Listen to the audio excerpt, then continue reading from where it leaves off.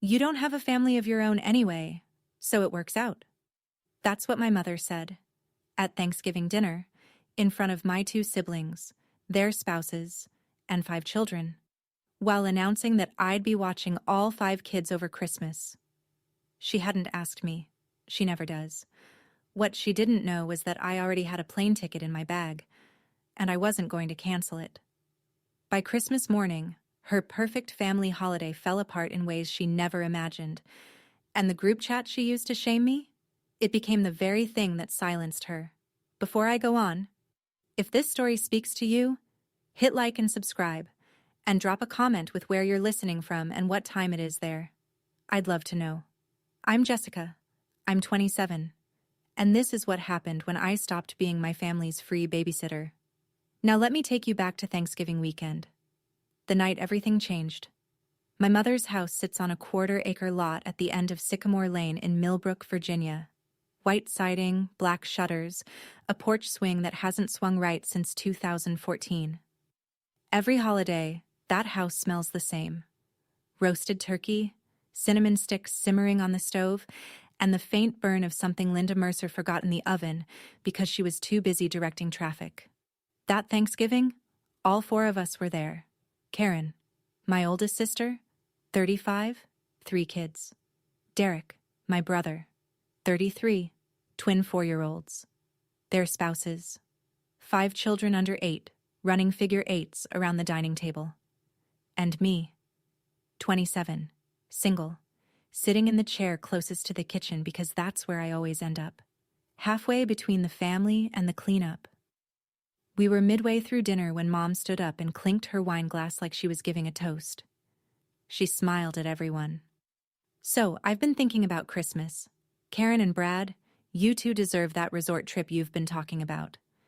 Derek, I know Tina's parents want to see the twins. So here's the plan. She turned to me. Jessica will stay here with the kids, same as every year. I opened my mouth, but Karen was faster. Oh good, she said, sliding her phone across the table toward me. I already printed the allergy list for you. I looked at the printed sheet. Lily's peanut allergy, Ethan's bedtime routine, Noah's eardrops. Laminated, color-coded, like a manual for a new employee. I looked around the table. Derek was cutting his turkey. Brad was pouring more wine. Tina was studying her plate. Nobody flinched. Nobody said, "Wait, did anyone ask Jessica?" So I said it myself. Actually, I have plans this Christmas. Every knife and fork at that table went still. And then my mother said the thing I will never unhear. Plans? What plans? You don't have a family of your own anyway, so it works out. I didn't say anything after that. Not at the table. I just finished my mashed potatoes while the conversation moved on like nothing had happened, because to them, nothing had. The kids went to bed around 8. Karen and Brad took the guest room. Derek and Tina left for their hotel. I grabbed my coat and headed for the front door. Mom caught me in the kitchen. She was loading the dishwasher, which she always does when she wants to have a conversation she can pretend isn't a confrontation. Hands busy, eyes down, voice casual. Jessica, I don't understand what the fuss is about. I told her the truth. I said I'd booked a flight. I'd been planning this for months. I'd already gotten the time off from the clinic. She turned around and looked at me like I'd told her I was joining a cult. A plane ticket. For what? Some beach? She shook her head. You're being dramatic, Jessica. It's just a few days with the kids. It's not like I'm asking you to move a mountain. You didn't ask me at all, Mom. I shouldn't have to ask. That's what family does. From the living room, Karen's voice floated in. Honestly, Jess, I would do the same for you if you had kids. It's what sisters do.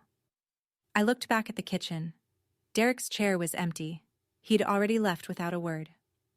I said goodnight. I walked out. The screen door clapped shut behind me and the November air hit my face like cold water. I sat in my car for a full minute before turning the key. My hands were shaking. Not from fear, not from sadness. From the slow, sickening recognition that not a single person in that house had asked me what I wanted. Not once. Not in years. I drove home. I opened my phone. The plane ticket was still there in the app. Outer Banks, December 23rd. I stared at it for a long time. I didn't cancel it. My apartment is a studio above a hardware store on Main Street. 480 square feet. One window that faces the parking lot. A radiator that clangs at 2 a.m. like someone knocking. But it's mine. On the fridge, I had a printout of my approved time-off request from the clinic. December 22nd through the 28th. Signed by Dr. Nguyen 2 months ago. Next to it, a small notebook with a handwritten ledger I'd been keeping since June. 6 months of numbers. Every extra night shift. Every overtime hour. Every home-cooked meal instead of takeout. Every morning I made coffee in my own kitchen instead of stopping at the drive-thru. Every small sacrifice, tallied in blue ink. The total at the bottom of the last page. $2,340. That was my Outer Banks fund. My first real vacation since a high school field trip to Williamsburg when I was 16. 11 years ago. Megan and I had split an Airbnb, a little cottage 2 blocks from the beach. I'd looked at the photos so many times the listing was burned into my memory. White curtains. A porch with 2 rocking chairs. The sound of waves close enough to hear through the screen door. I called Megan. She picked up on the second ring. I told her everything. The announcement, the allergy list, the laminated schedule, the line about not having a family of my own. Megan was quiet for a few seconds. Then she asked me something that cracked the whole thing open. Jess, when was the last time your mom asked you what you wanted for Christmas? Not what you could do for everyone. What you wanted. I opened my mouth to answer. Nothing came out. I scrolled through years of memory and came up empty. That's your answer, Megan said. The apartment was quiet. The radiator clanged. And on my phone screen, the booking still glowed. Confirmed. Outer Banks, December 23rd, 2 passengers. To understand why I almost canceled that ticket, you need to understand how this started. Not with a single moment, but with a pattern. One that took root so quietly I mistook it for normal. 4 Christmases ago. I was 23, fresh out of nursing school, working my first real job at Millbrook Family Health. Karen had just had Lily, 7 pounds, 2 ounces, colic that could wake the neighbors. She and Brad were running on fumes. Mom pulled me aside on Christmas Eve. She had that soft voice she uses when she's already decided something but wants you to think it's your idea. Honey, Karen needs a break. You're so good with kids. Can you just watch Lily for a few hours on Christmas Day so we can all enjoy dinner? A few hours? That's what she said. I still have the text message in my phone from that morning. Just a few hours, honey. You're the best. A few hours turned into the whole day. Lily screamed through lunch, screamed through dinner. I walked her up and down the hallway while everyone else sat around the table pulling crackers and passing the gravy. At 10 p.m., I ate leftover turkey alone in the kitchen. Cold plate, quiet house. Everyone had gone to bed or gone home. I washed my plate. I wiped down the counter. I drove home. The next morning, Karen called. Did Lily sleep through the night after you left? She didn't ask if I'd slept. She didn't ask if I'd eaten. She didn't say thank you, and I didn't think anything of it. Not then. I told myself Karen was exhausted, that Mom needed help, that this was what good daughters do. I believed it. That was year 1. The mold had been poured, and I didn't even notice. Year 2, the roster doubled.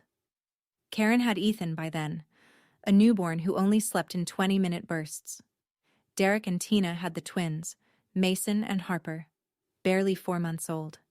Christmas at Mom's house now meant 4 children under 3, and 1 babysitter. Mrs. Karen and Brad went to a spa day on the 24th. Just a few hours, Karen said. They came back at 9 p.m.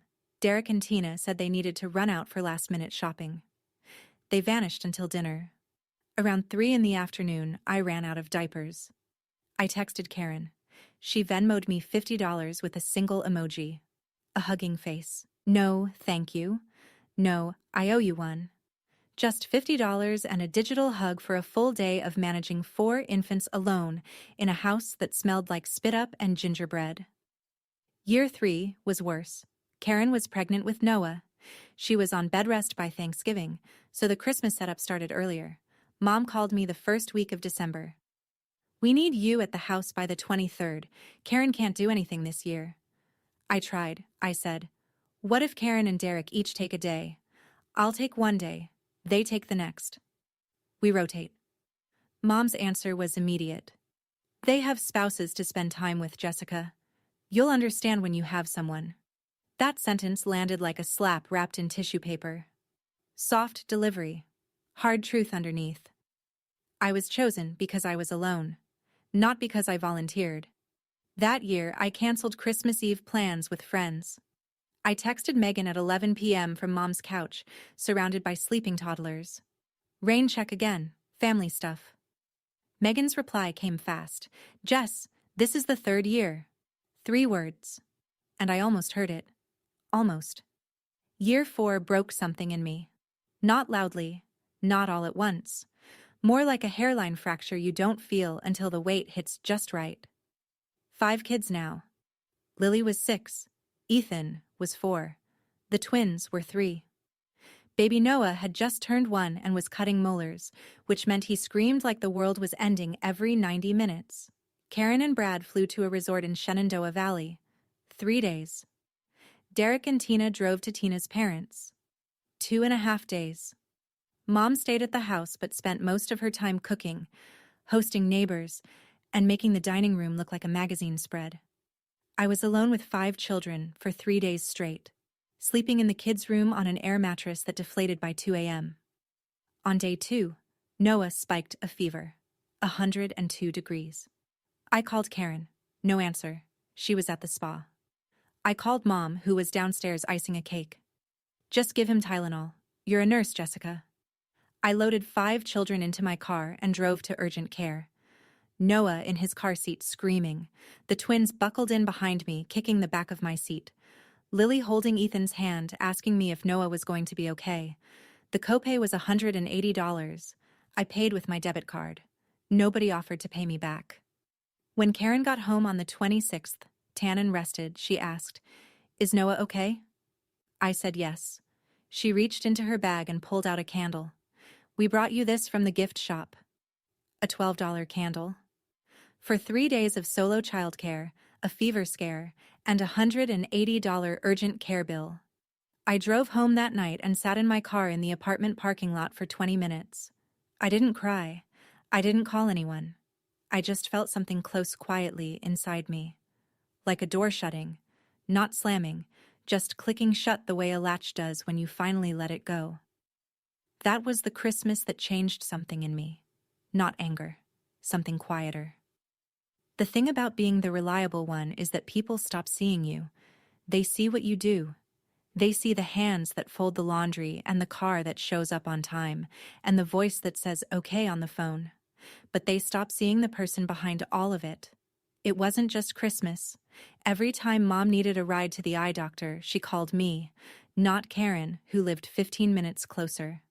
Not Derek, who worked from home on Fridays. Me, because I was the flexible one. Every holiday, I was the one who drove over the day before to clean the house, set the table, arrange the guest towels. Karen showed up with a store-bought pie and a smile. Derek showed up with nothing and nobody questioned it. Mom introduced me to neighbors the same way every time. "This is my youngest. She's always so helpful." Not, "She's a registered nurse." Not, "She just got promoted." Just helpful. Like a household appliance with a name. And when I graduated from my RN program, cap, gown, the whole thing, not one of them came. Mom had a migraine. Karen said Lily had a playdate. Derek said he forgot the date. Megan was the only person there. She brought flowers and took a photo of me holding my diploma in the parking lot. I still have it. It's the only graduation picture I own. That night, I opened the family group chat. Mercer family. And scrolled. 3 years of messages. Nearly every single one was either Mom assigning me a task or Karen forwarding a to-do list. Doctor appointment reminders, grocery runs, pickup times, babysitting instructions. Not one message in 3 years that said, "How are you, Jessica?" Not one. I used to tell myself they were just busy, but busy people still show up for the things that matter to them. I just wasn't one of those things. So here I was, late November, 4 Christmases deep in a pattern I'd finally named, and on my kitchen counter sat a notebook full of numbers that represented the first thing I'd ever saved for that was just for me. $2,340, 6 months of overtime, 6 months of packing lunches, 6 months of saying, "No, I'll make coffee at home," every single morning. I could recite the math in my sleep. 4 extra night shifts a month at time and a half, minus what I put toward rent, minus groceries, and whatever was left went into the envelope I kept in my sock drawer. Megan and I had planned this trip down to the hour, an Airbnb 2 blocks from the beach, a seafood shack she'd read about online, a sunrise walk on the first morning, rocking chairs on the porch. I hadn't seen the ocean since I was 15. Then my phone buzzed. Group chat. Mom. Jessica, I'm forwarding Karen's list. The kids' schedule is the same as last year. Don't forget Noah's eardrops. Same as last year. Like it was already done. Like I had already said yes. Like the notebook and the overtime and the 6 months of going without didn't exist. Because to her, they didn't. I stared at that message for a long time. 6 months of extra shifts for a trip she didn't even bother to ask about before canceling it in her head. I wonder, if you were sitting where I was, holding that phone, what would you have felt? Have you ever saved for something that was finally, truly yours, and then watched someone treat it like it was nothing? I'd love to hear your story in the comments. I put the phone face down on the table. The screen went dark. For the first time in 4 years, I didn't type okay. 2 days later, Megan and I sat in a booth at Hal's Diner off Route 15 after a 12-hour shift. The kind of tired where the fluorescent lights feel personal. I had a sweet tea. She had a basket of fries she wasn't touching. "So, what are you going to do?" she said. I turned my straw in circles. "I haven't replied to the group chat." "I know. That's not what I asked." I looked at her. "If I go to the beach, my mom will lose it." "Your mom is going to lose it no matter what you do that isn't exactly what she planned." Megan dipped a fry and pointed it at me. "Do you actually want to cancel the trip?" "No." "Then don't. It's not that simple." "It is that simple. You just don't want it to be, because simple means dealing with the fallout." She set the fry down. "Jess, your mom's been mad every time you've wanted anything for yourself. You went to nursing school and she said it was a phase. You moved into your own apartment and she called it a waste of money. Her being upset is not the measuring stick for whether you're doing the right thing." I didn't answer. She was right, and I hated it. "What if they never forgive me?" I said. Megan leaned back in the booth. "What if you never forgive yourself for missing another Christmas of your own?" The diner hummed around us, plates clattering, the cook yelling an order number, a couple laughing by the register. I picked up my tea and took a long sip. "I'm going," I said. "I'm not canceling." Megan smiled. Just barely. Like she'd been waiting a long time to hear me say it. The only question now was whether I'd tell my family before I left, or let them find out on their own. The call came on a Wednesday evening. I was rinsing dishes in my apartment when my phone lit up with a name I didn't expect. Aunt Pauline? Pauline Hayes, my mother's younger sister, retired teacher. Lived alone in Keswick, 40 minutes south. She showed up to family events maybe twice a year, smiled politely, and left early. Most of the family thought she was just private. I'd always sensed it was something more. "Jessica, I hope I'm not catching you at a bad time." "No, Aunt Pauline. What's going on?" She paused. "I saw the group chat. Your mother posted that schedule and tagged you like you're the hired help. I just wanted to check. Are you okay?" I almost dropped the plate I was holding. I'd forgotten Pauline was in the group chat. She never posted, never reacted. I assumed she'd muted it years ago. She hadn't. "I'm okay," I said. "I'm just figuring things out." "I know what that means." Her voice softened. When I was your age, Linda made me organize every family reunion. Invitations, food, cleanup, all of it. I did it for 8 years. Not once did anyone offer to help. And when I finally stopped, your mother told the entire family I was the selfish one. She laughed, but it wasn't a happy sound. Sound familiar? My throat tightened. What did you do? I stopped showing up until they treated me like a guest, not the staff. Took about 2 years. But they came around. I was quiet. She let me be. Whatever you decide, sweetheart, I just want you to know, choosing yourself is not the same as abandoning your family. I whispered a thank you that probably didn't sound like enough. Then, just before she hung up, Pauline added something that changed everything. And Jess, I've been reading that group chat for 3 years. I've seen every message your mother sent about you. You should know that. The line went quiet. My kitchen felt very still. After Pauline hung up, I sat on my couch with the phone in my lap and opened the group chat. I'd read these messages before. Hundreds of them, over 3 years. But I'd always read them the way you read road signs on your daily commute. Background noise, routine, expected. This time, I scrolled with different eyes. Last Christmas, December 24th, 3:14 p.m. I was at urgent care with Noah, 5 kids in tow. And there was my mother, texting Karen in the same group I was in, as if I wouldn't see it. She's fine. She likes feeling needed. It gives her something to do. Karen's reply, 2 minutes later. Loyal, true. Better than her sitting alone in that little apartment. I kept scrolling. 2 years ago, the week after I'd suggested rotating babysitting duty. Mom to Karen. I'll handle Jessica. She'll come around. She always does.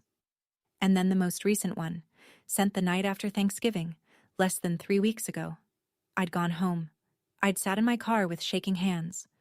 And while I was driving through the dark, my mother had typed this to Karen. Jessica doesn't have a real life anyway. She should be grateful we include her at all. I read it once. I read it twice. I read it a third time. Slowly, the way you reread a sentence that doesn't make sense until it suddenly makes too much sense. She should be grateful we include her at all. I set the phone down. I pressed my palms flat on my knees and breathed. I didn't screenshot anything. I didn't need to. Those messages were sitting in a group chat that every member of the family, including Aunt Pauline, could scroll through any time they wanted. I picked the phone back up and called Megan. 1 sentence. We're going, and I'm not telling anyone. The next 2 weeks were the strangest of my life. I went to work. I came home. I cooked dinner. I replied to texts from friends. And the whole time, I carried a secret that sat in my chest like a warm stone. The group chat kept pinging. Mom sent updates almost daily. Noah's nap schedule, Ethan's new food sensitivity, the brand of wipes Lily preferred. Every message was addressed to me, but none of them were really for me. They were instructions. Dispatches from a general to a soldier who hadn't been asked if she wanted to enlist. I read them all. I didn't reply to any of them. I just tapped seen and moved on. At home, I packed my bag slowly. 1 carry-on, sundresses, a swimsuit, sandals, a paperback I'd been meaning to read since the summer. I put my out-of-office on at the clinic. I confirmed the Airbnb. I checked the weather in Outer Banks. Mid-50s, sunny, light wind off the water. Not beach weather for most people. Perfect weather for me. 1 week before Christmas, Mom called. So you'll be at the house by noon on the 23rd, right? Karen's flight is at 3. She needs to leave by 1. I held the phone against my ear and looked at my suitcase sitting by the door. I'll let you know, Mom. Silence.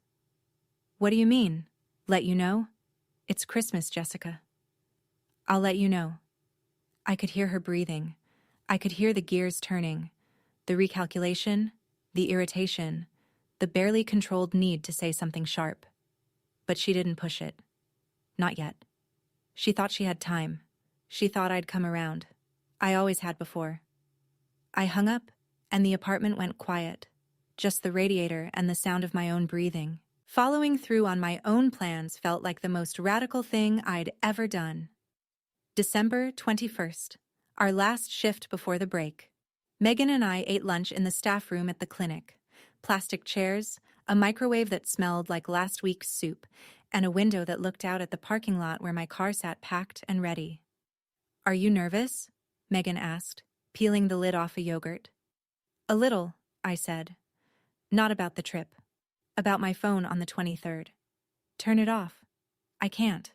What if something's actually wrong with one of the kids?" Megan thought about it. "Then leave it on, but don't pick up unless it's a real emergency. You'll know the difference between panic and guilt trips. You've had enough practice." My phone buzzed on the table between us. Group chat. Mom had sent a photo. The house, fully decorated.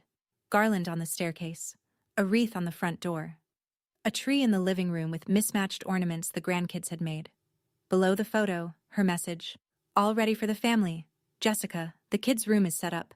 I put the air mattress in there for you too." Megan leaned over my shoulder and read it. She looked at me. "Air mattress. In the kids' room." "Yeah. She set up a bed for you in the room with 5 children." "Yeah. Not the guest room, not the couch. The kids' room, with the crying toddler and the twins who kick in their sleep." I said nothing.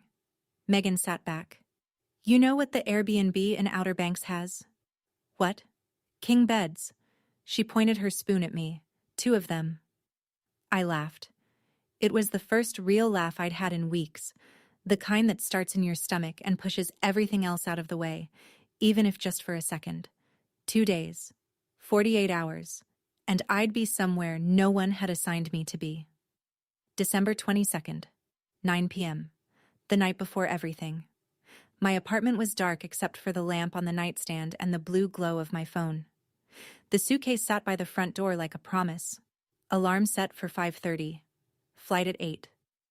I called Aunt Pauline. She picked up on the first ring, like she'd been waiting.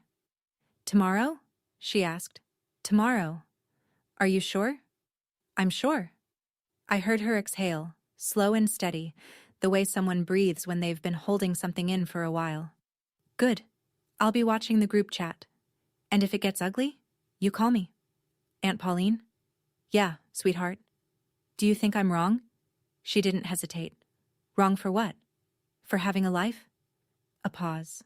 "Honey, the only wrong thing would be spending another Christmas being someone's free help while pretending it's love." I pressed my forehead against the window.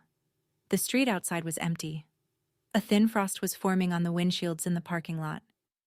"Get some sleep," Pauline said, "and take pictures of that beach for me." We hung up. At 9:47, my phone rang again. Mom. I let it go to voicemail. Her message was 22 seconds long. I played it once. "Jessica, Karen's dropping the kids' bags off at my place tomorrow morning. Be here by noon. Don't be late." "No, please." No question mark. Just an order, delivered in the same tone she used to tell me to set the table when I was 12. I listened to it one more time. Then I deleted it. I lay down, pulled the blanket up, set my alarm, closed my eyes.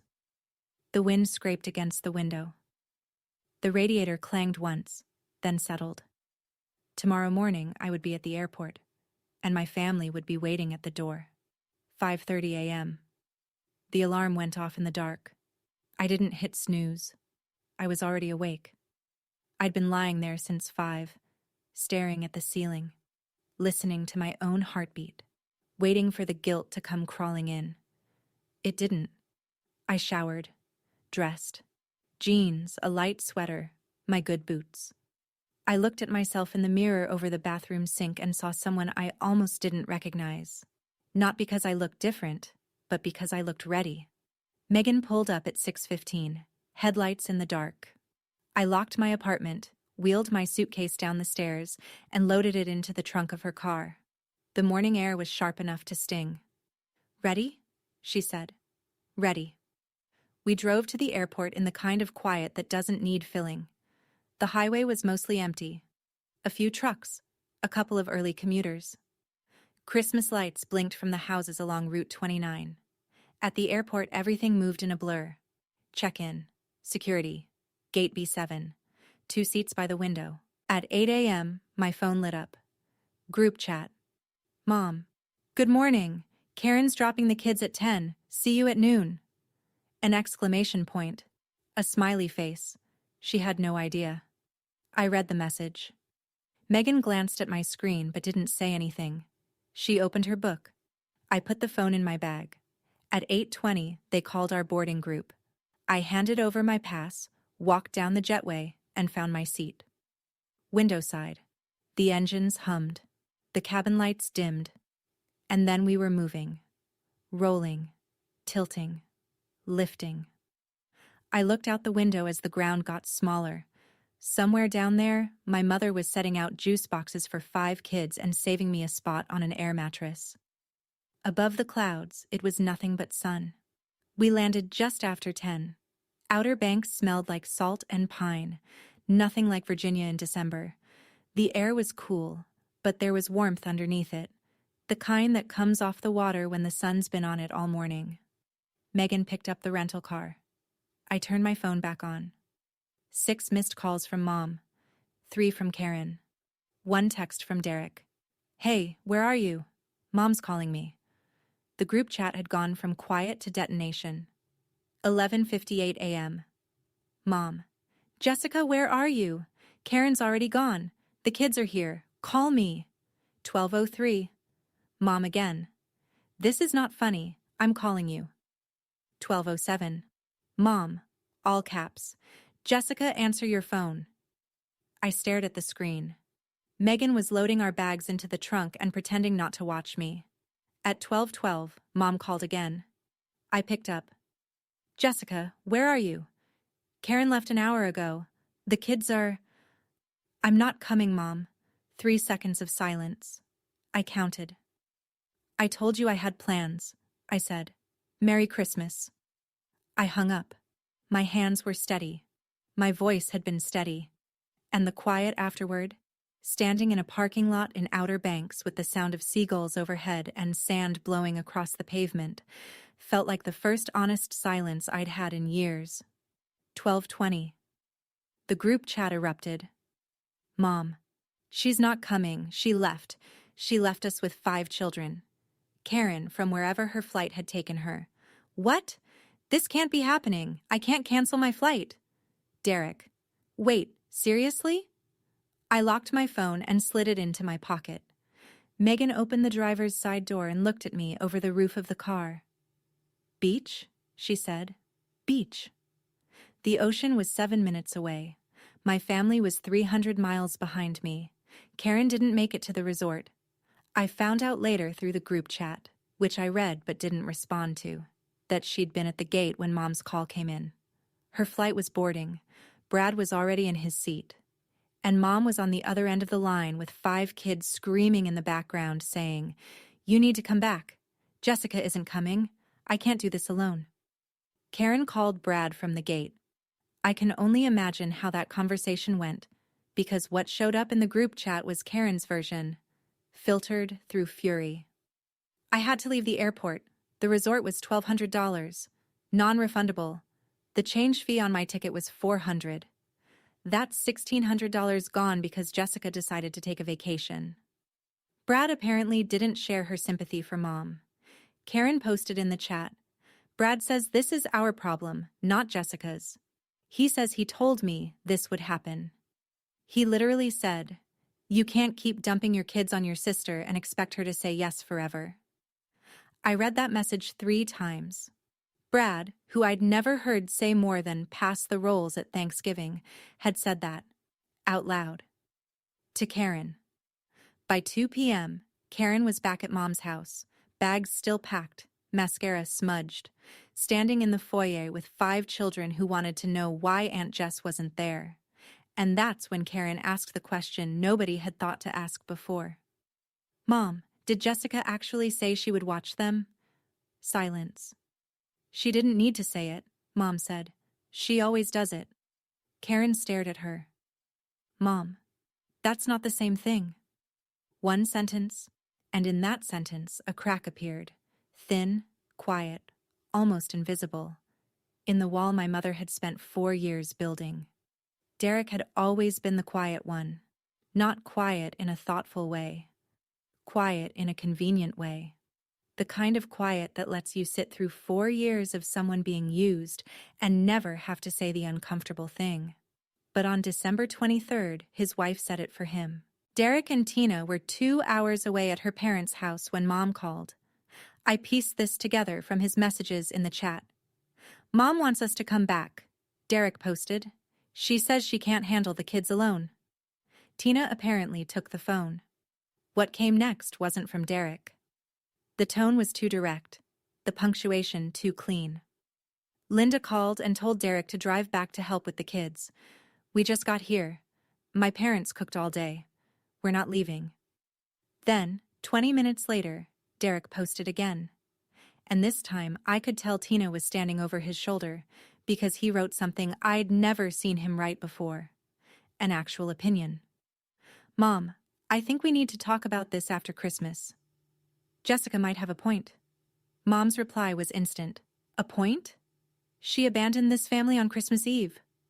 Derek didn't respond, but Tina did. Not in the group chat. She texted me privately. I didn't see it until later that night, sitting on the porch of the Airbnb with a blanket over my knees and the ocean a block away. Hey Jessica, it's Tina. I want you to know something. We pay our babysitter $20 an hour. You watched 5 kids for 3 days last Christmas. That's over $700 in free labor. And your mom called you selfish for stopping.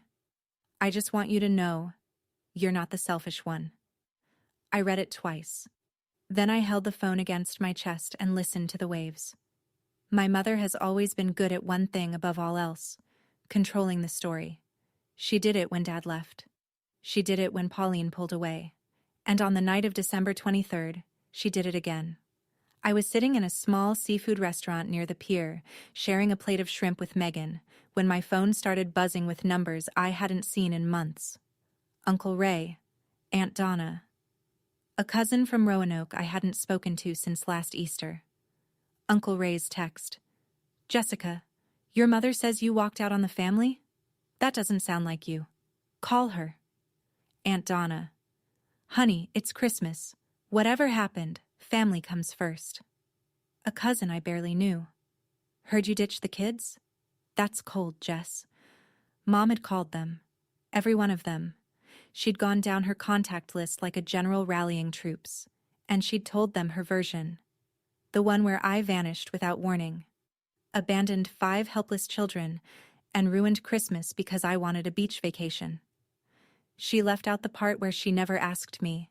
She left out 4 years of unpaid babysitting. She left out the air mattress and the urgent care bill and the group chat messages she thought nobody was reading. Megan watched me scrolling. What are you going to do? Nothing. Not tonight. I set my phone face down on the table and picked up a shrimp. My mother had spent 30 years building the story of who she was, the sacrificing mother, the selfless matriarch, and I'd spent 27 years being a supporting character in it. For the first time, I wasn't playing my part. And she couldn't handle that the show wasn't going the way she directed. But she forgot one thing. Aunt Pauline was in that group chat. And Pauline had been reading every word. At 10:14 p.m., a private message from Pauline. Your mother called Ray and Donna. She's telling everyone you abandoned the kids.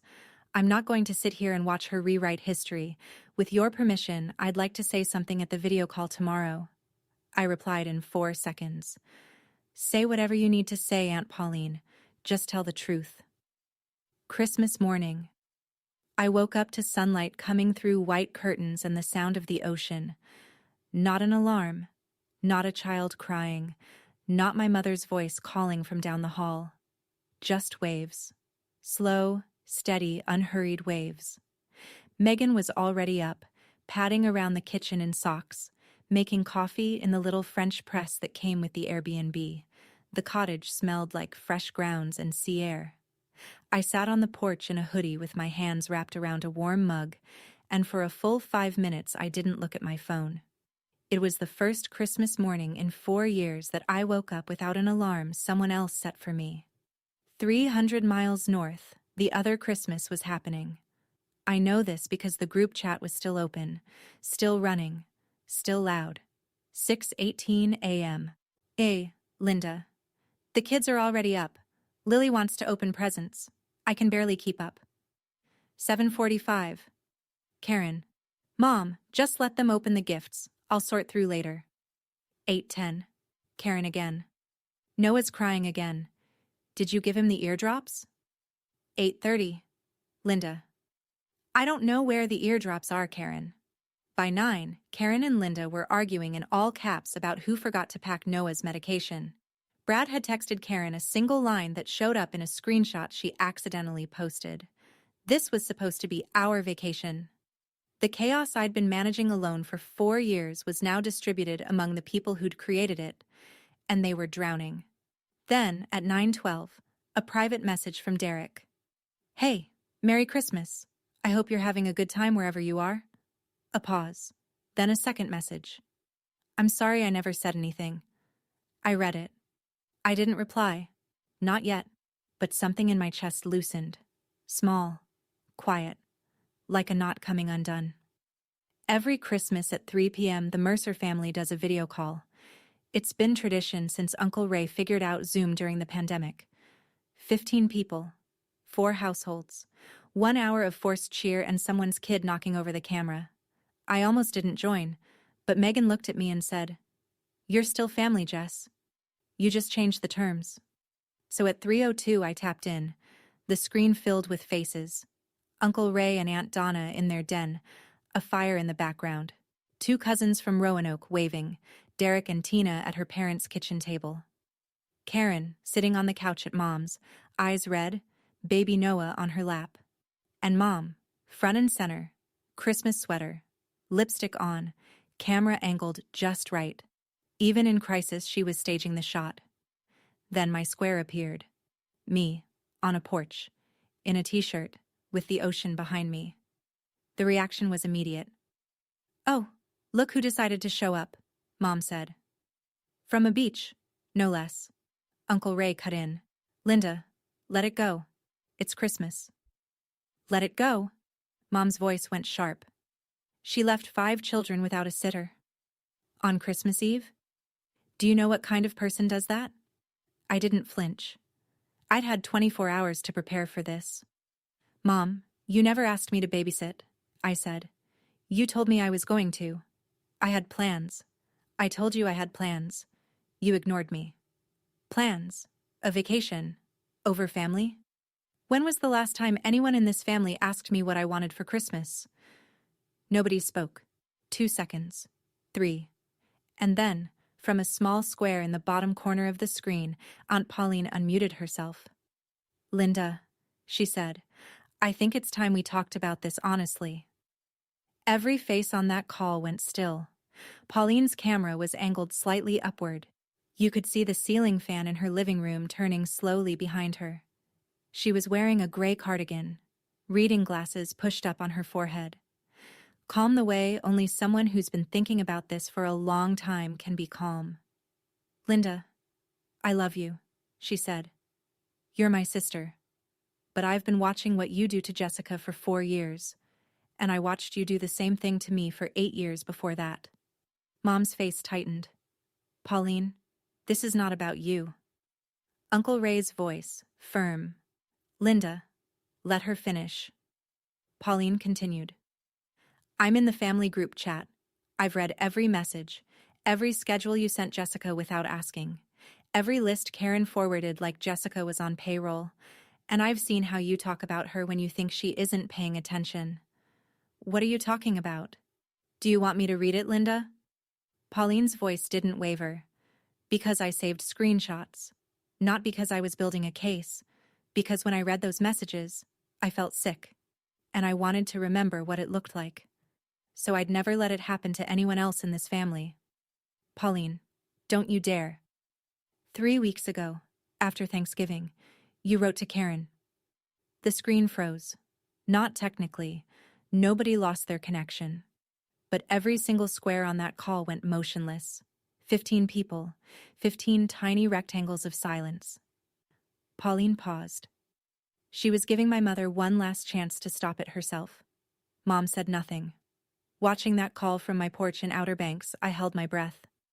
Because I knew what was coming. I knew what those messages said. And in a few seconds, so would everyone else.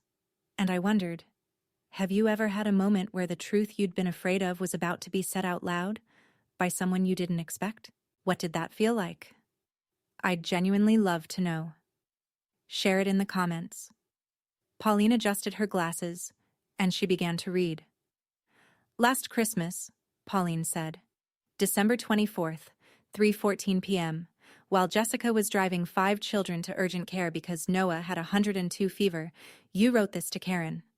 She read it slowly, every word precise. She's fine. She likes feeling needed. It gives her something to do. Nobody moved. Karen replied, and I quote, LOL true, better than her sitting alone in that little apartment. On the screen, Karen closed her eyes. Pauline kept going.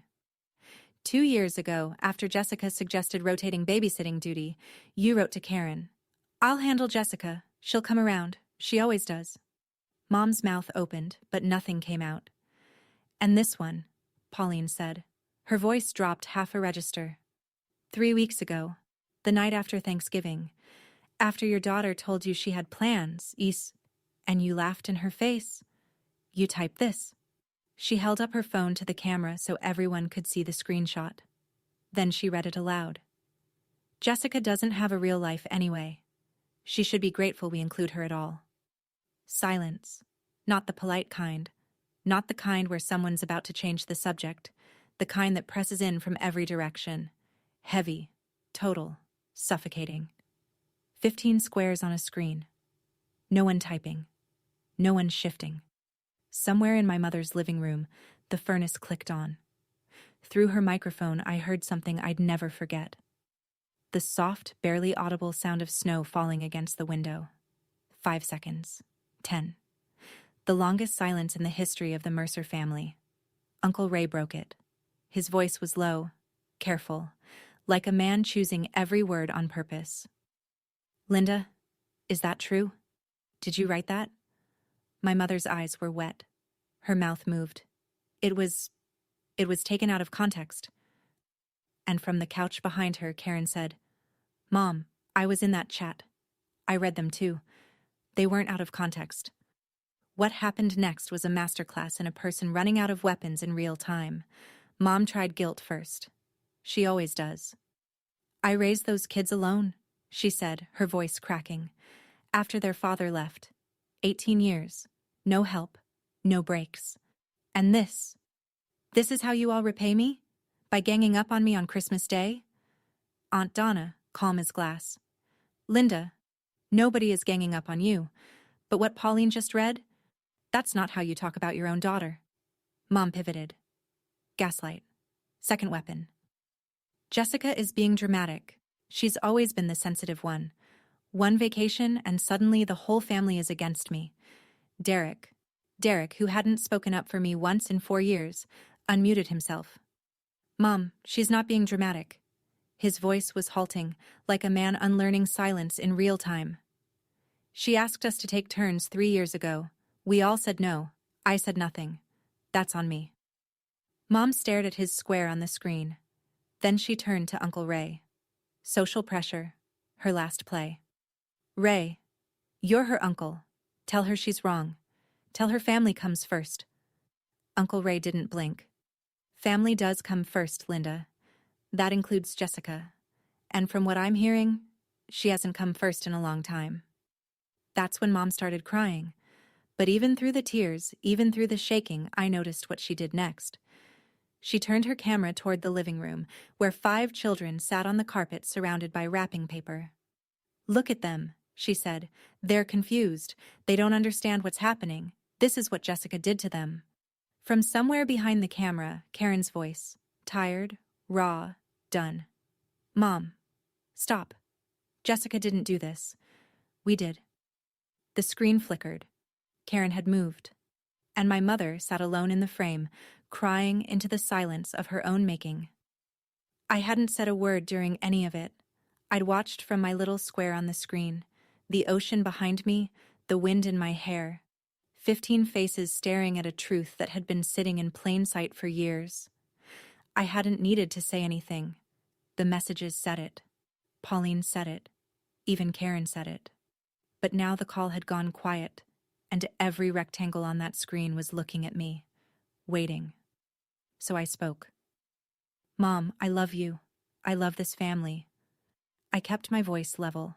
Not angry, not shaking, just clear. But I spent 4 Christmases being your babysitter. I paid $180 for Noah's urgent care visit that no one reimbursed. I slept on an air mattress in the kids' room. I canceled plans, skipped holidays with friends, and worked extra shifts all year so I could afford one vacation.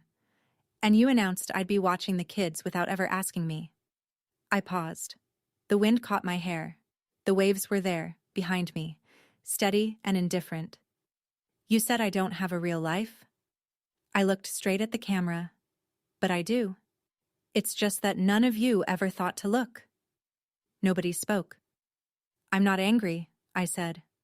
I'm just done being the person who gives up her life so everyone else can enjoy theirs.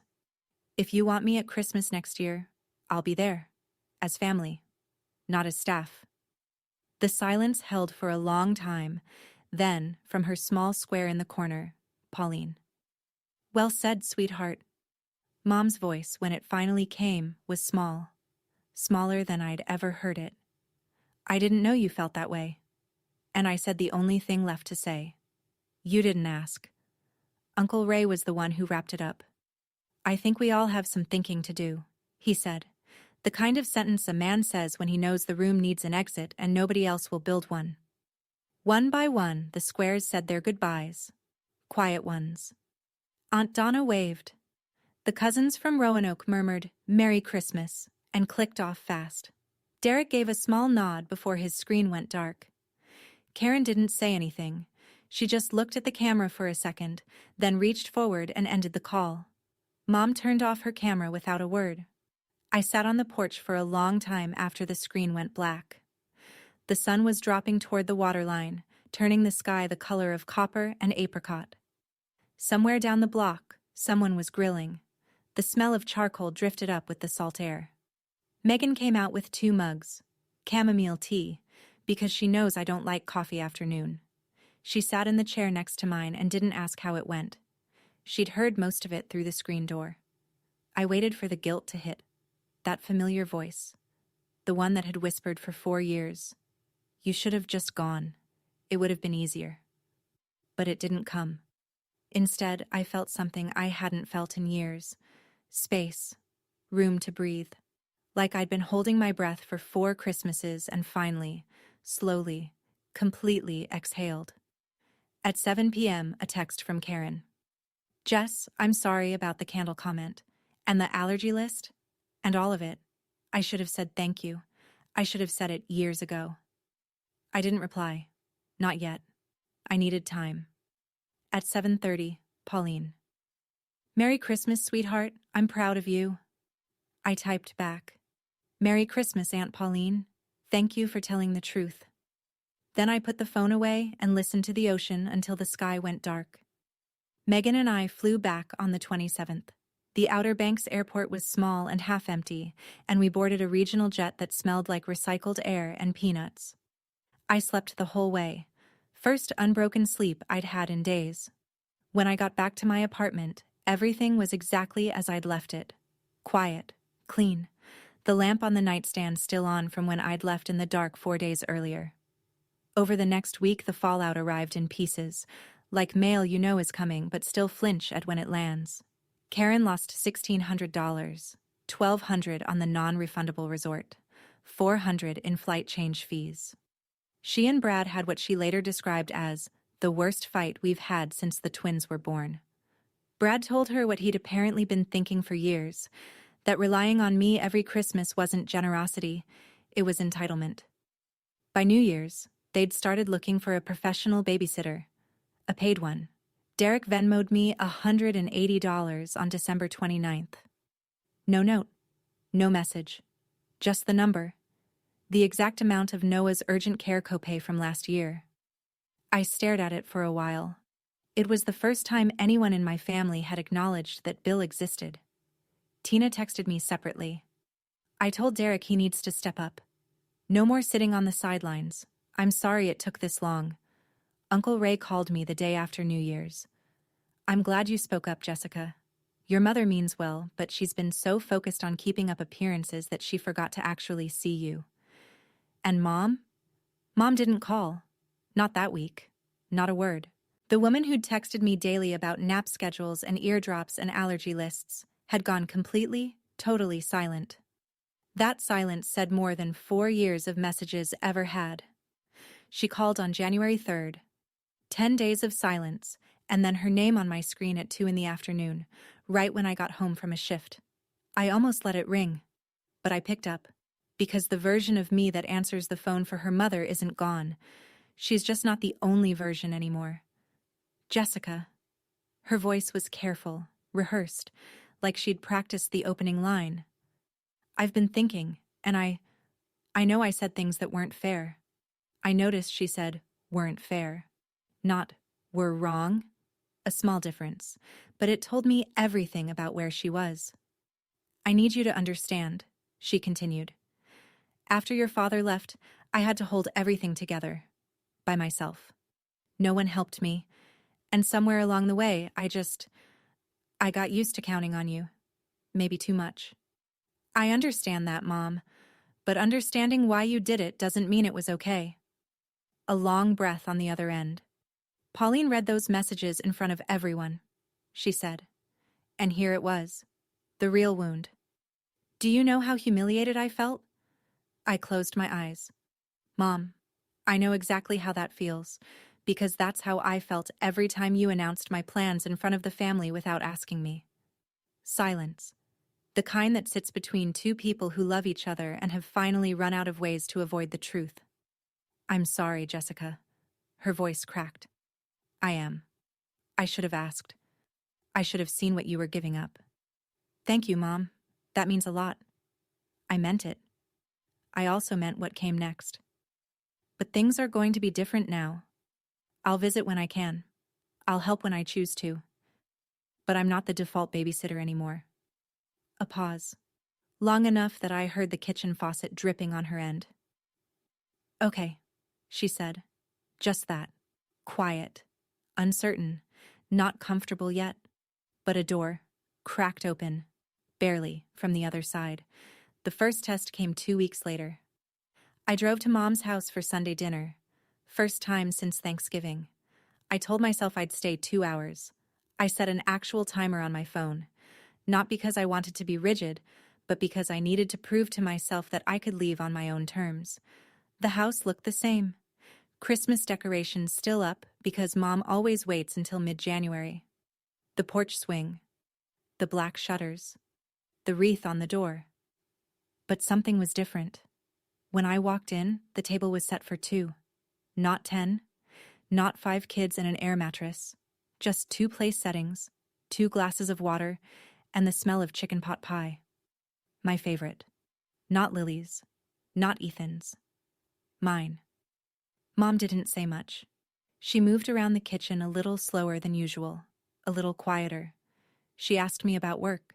She asked about Megan. She didn't mention babysitting or the video call or the beach. We ate. We talked about small things. The neighbor's new dog, the ice on the roads, whether the diner on Route 15 had changed their menu. It was careful, like 2 people relearning the shape of a conversation they'd been having wrong for years. I stayed an hour and 45 minutes. Then I stood up, kissed her on the cheek, and drove home. 2 days later, Karen called. Hey Jess, we're looking for a sitter for Valentine's weekend. Do you know anyone good? We're willing to pay this time. I gave her the name of a coworker from the clinic. Karen booked her. $20 an hour. No laminated list. Just a normal transaction between a parent and a professional. On my birthday in January, Derek texted the group chat. Happy birthday, Jess. Dinner on me this weekend? First time in 27 years anyone in that family offered to take me out instead of the other way around. I didn't burn any bridges. I just stopped crossing the ones that only went one way. It's February now. The snow outside my apartment window is starting to melt. Slow drips from the gutter, little rivers running down the parking lot toward the storm drain. Spring's not here yet, but you can feel it getting closer. On my fridge, there's a new photo. Me and Megan on the porch of that Airbnb in Outer Banks, coffee mugs raised, the ocean blurred and blue behind us. Next to it, a picture of me and Aunt Pauline from New Year's, her arm around my shoulder. Both of us laughing at something I can't remember now, but it doesn't matter. What matters is that I look happy, genuinely happy, not the performing kind. My mother and I aren't fixed. We may never be. She still slips sometimes, a comment about how it would be nice if you visited more, a pause on the phone that feels like a guilt trip loading, but she catches herself now. Or at least, she tries. And I've learned that trying, even clumsily, is more than I got for 27 years. For a long time, I thought love meant making yourself useful, that if I stopped helping, I'd stop mattering. But here's what I learned sitting on a porch in Outer Banks on Christmas morning while my family scrambled 300 miles away. The people who only value you when you're useful don't value you at all. And the ones who love you, really love you, will still be there when you stop performing. If you're the one in your family who always says yes, the one who cancels plans, covers the cost, watches the kids, sets the table and clears it, and nobody ever asks what you need, I just want you to know this. You're allowed to stop. Not because you don't love them, but because you love yourself enough to finally take up space. That's my story. If it reminded you of yours, I'd love to hear it in the comments. What would you have done? Boarded that plane or stayed? And if you've already drawn a line with your own family, how did it go? Every story down there helps someone else feel less alone. If this one meant something to you, hit like and subscribe. It genuinely helps more people find these stories when they need them. And if you want another one just like this, check the link in the description. Trust me, that one hits just as hard. Thank you for listening. Take care of yourself.